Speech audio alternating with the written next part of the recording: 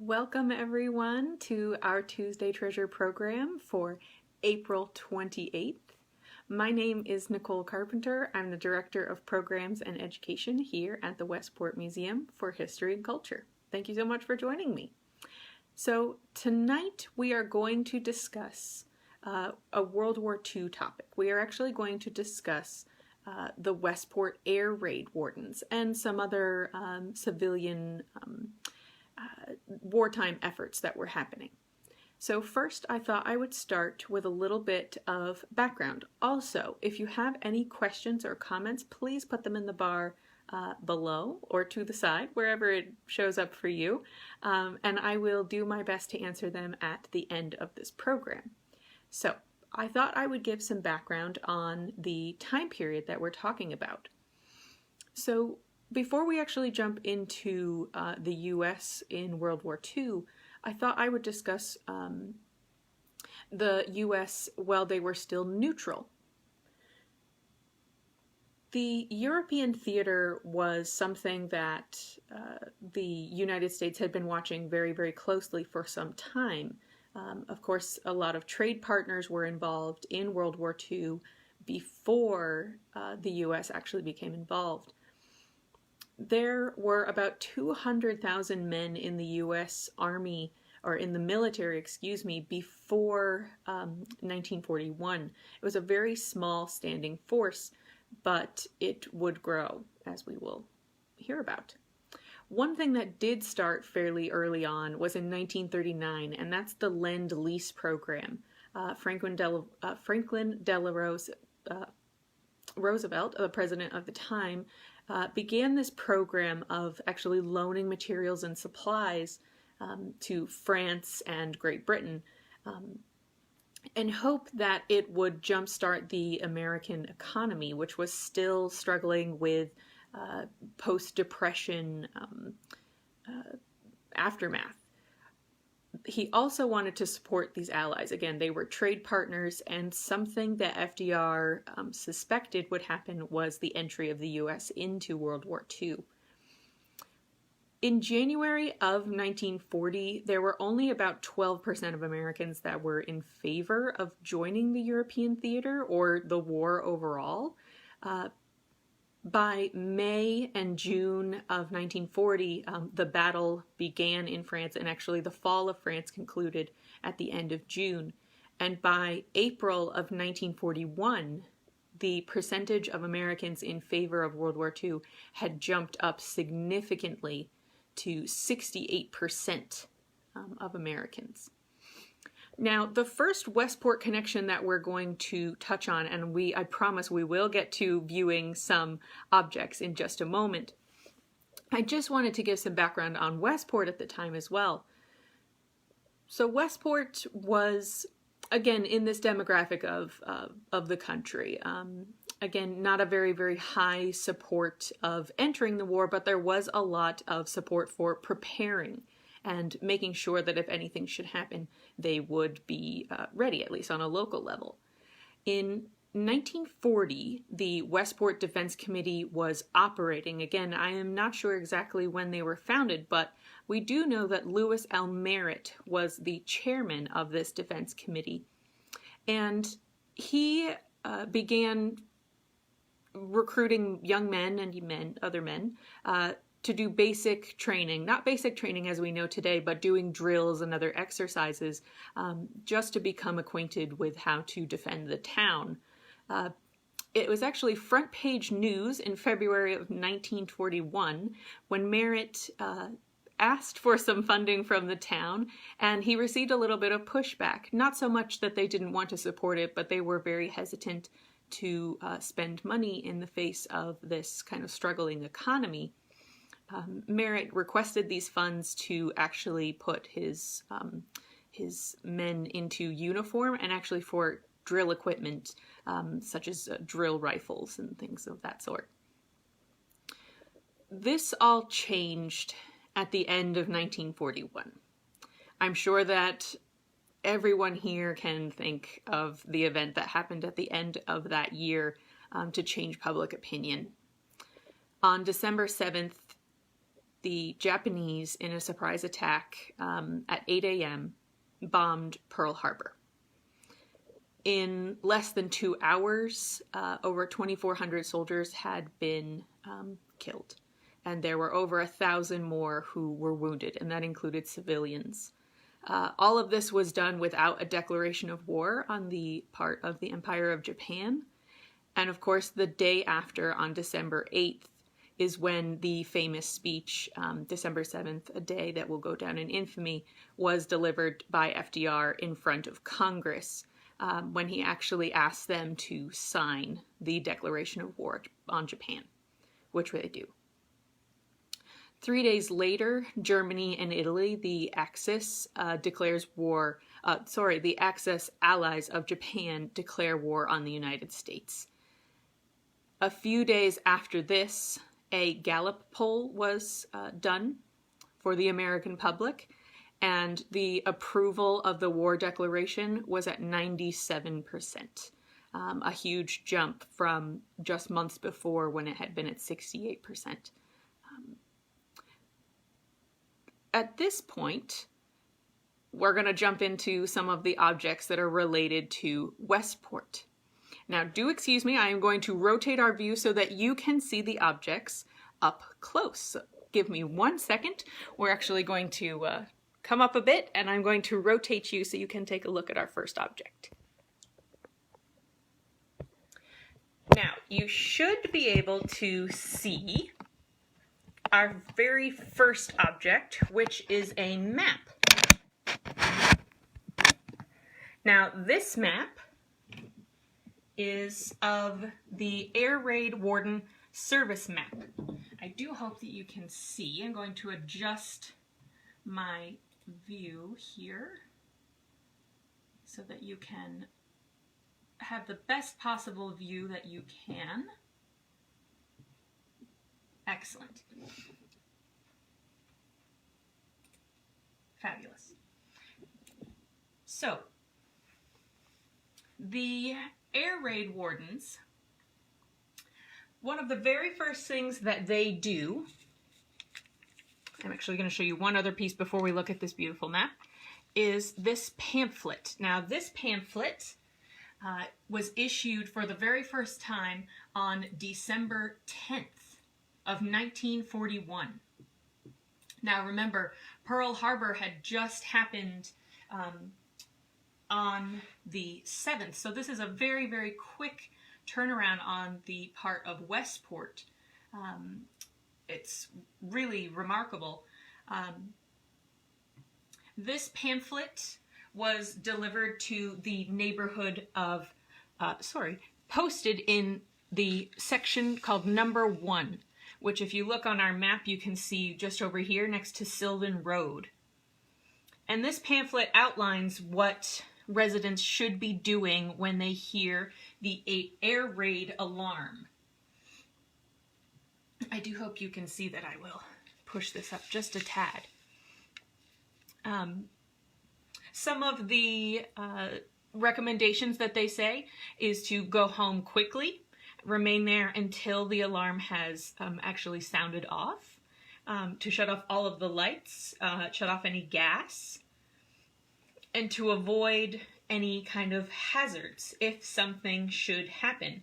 Now again, the United States mainland was never bombed, so none of these things ever came to pass, but this was something that was done on the part of Westport and also Wilton and Weston, which are included in this, to avoid panic. Now I do want to show you this map, which you can see a little bit easier if I remove this pamphlet.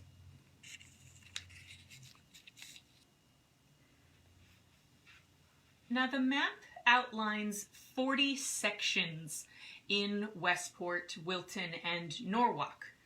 It's divided up so that there are somewhere between about 3 and 8 air wardens in each section, and there are over 150 wardens in total, both men and women.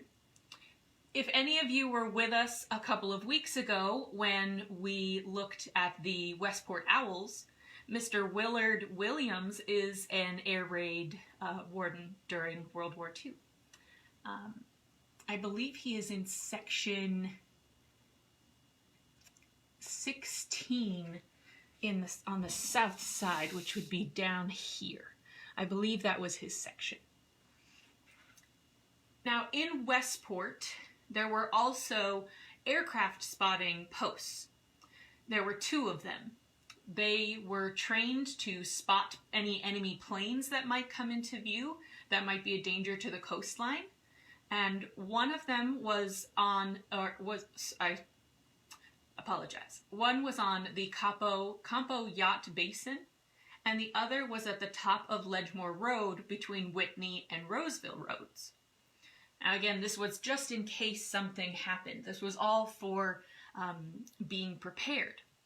Now again, that pamphlet had been put out in December of 1941. This map, this very, very organized system of warning, was actually put out in February of 1942. So it took just a couple of months for this all to come together, which is really remarkable. Now, what were these wardens really responsible for? They had a number of different duties. So of course there were these kind of watchtowers where they would look for planes. But air raid wardens specifically were responsible for their section. They were responsible to know the number of buildings in that area. They were required to know the locations of those buildings, even in the dark, as well as their residents, both during the day, so probably when the children were at school and parents may have been at work, and at nighttime. The air raid wardens were also to patrol their area and enforce any blackout measures. In the case of a bombing or an attack, they were to evacuate the area, be prepared to administer first aid, and they were also to be able to instruct residents on how to deal with either a bombing, an incendiary device, or for gas attacks, which was a large worry, especially with the devastation of World War I. Another thing that air raid wardens were trained to detect were bombs, but not by sight, it was actually by sound. It was very, very vital to be able to identify something before it hit, again, to move people out of the area or to get the right supplies ready. They were also to patrol areas, either before, during, or after incidents. But the most important operation, and actually within their training handbook, this is listed as their #1 priority, is to prevent panic among the residents. They are really there to provide a strong voice and to keep everyone as calm as possible during an event like this. They also were supposed to keep a system of identification for members in their area. Some of them created name tags, and another suggestion that I'm not sure if anyone used, but it was thought that fingerprinting might be a good measure as well. Now, our next item, I'm going to move this out of the way. The next item that we're going to look at is this very, very colorful piece here. Oh, I'm sorry, I bumped the camera. Now this is a farm journal. This was published in June of 1943, and this came to a Miss Bambal. And this material, the reason I thought I might show you this was to show you really how much war had really permeated the entire sphere. Oh, I apologize. There's a little bit of a strange view on your screen. Let me adjust that for you.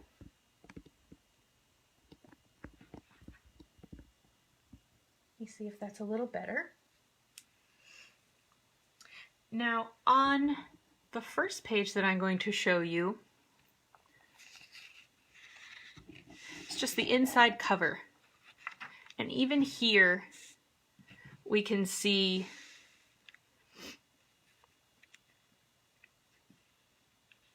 a advertisement for Armor and Company. And they are using this imagery of soldiers. Let me bring you down a little bit more so that you can see. There we are. That's a little bit better. Now they are using these images of soldiers eating on board to bring up this kind of patriotic feeling. Oh, I apologize. Really to kind of mobilize the population. The next piece that I thought I might show you is in the middle here. And again, all throughout this magazine, there are articles on ways that you can help the war effort. Different advertisements for different companies, and also just advertisements for different products using this idea of victory and being prepared. One thing that I thought I would show you in connection with another piece that we have is this instructional sheet on how to store food, or put up food as they call it.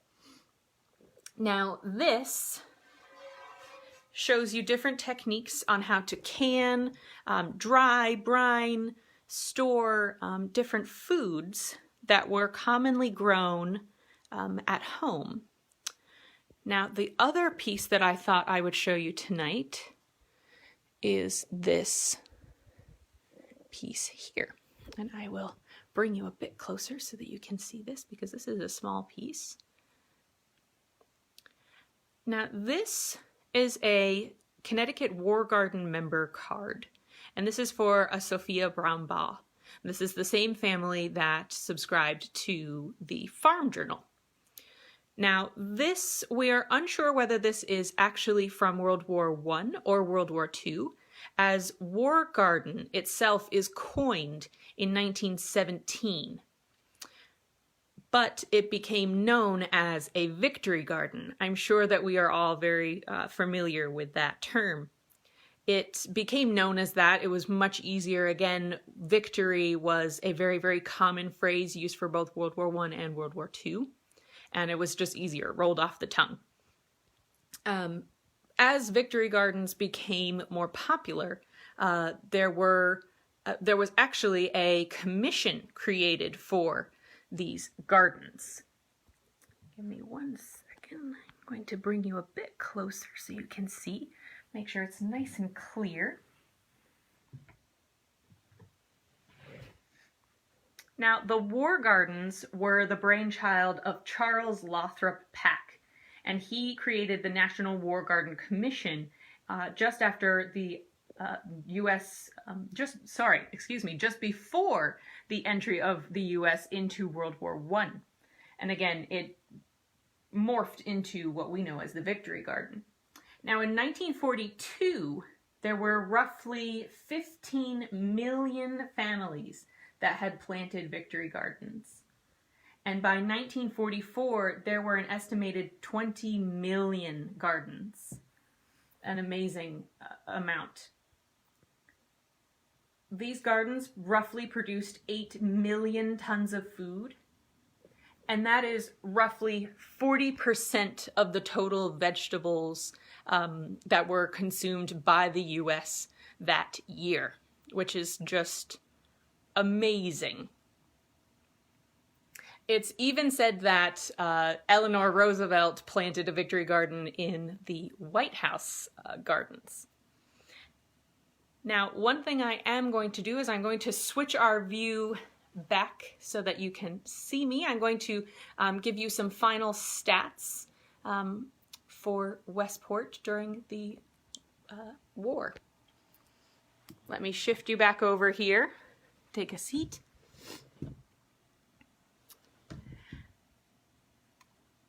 Now, in World War II, as a nation, there were, again, we discussed there were 200,000 men at the beginning of World War II in the U.S. Standing Army. By the end of the war, there are 16 million men and women in the U.S. Military. About 10% of the U.S. population in 1945, which was around 150 million people. Around 11 million of those were actually volunteers in the military. About 6 million were volunteers. And that was before the draft was enacted in 1940. Overall, there were about 400,000 casualties for the U.S. during the conflict. And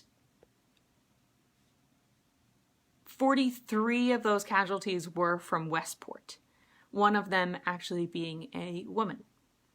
And around almost 1,400 Westporters served actively in the military. This fall is the 75th anniversary of VJ Day, which is Victory in the Pacific Theater. It's actually September 2nd. We are about to come to the Victory in Europe Day, which is VE Day, which is on May 2nd. So we do encourage you all to remember this date. It is very, very important that we all remember what has happened. I am happy to answer any questions that you had on our program tonight. I do apologize, my questions are on my other screen. But if you have any questions, I am happy to answer them. I do see that I have a few here already. I'm going to do my best to answer some of these. Cheryl is glad that Westport was so organized for World War for the World War II preparations. Pamela also notes that her parents were subscribed to Farm Journal. Again, something very, very popular during this time period. It definitely was something that people took very seriously, as we heard from those statistics on the actual production of food in these victory gardens and war gardens. Ramin comments, victory and being prepared, just like now. Yeah, very true. A lot of connections to a lot of the slogans and imagery and advertisements that are being used today were used during these war times as well to kind of boost morale. Mm-hmm.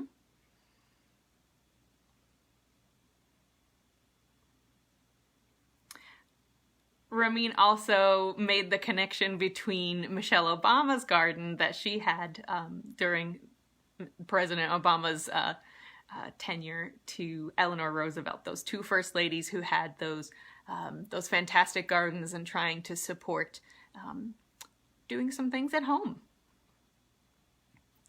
And we do have a question down here, and it says, people who had war gardens, were they told what to grow?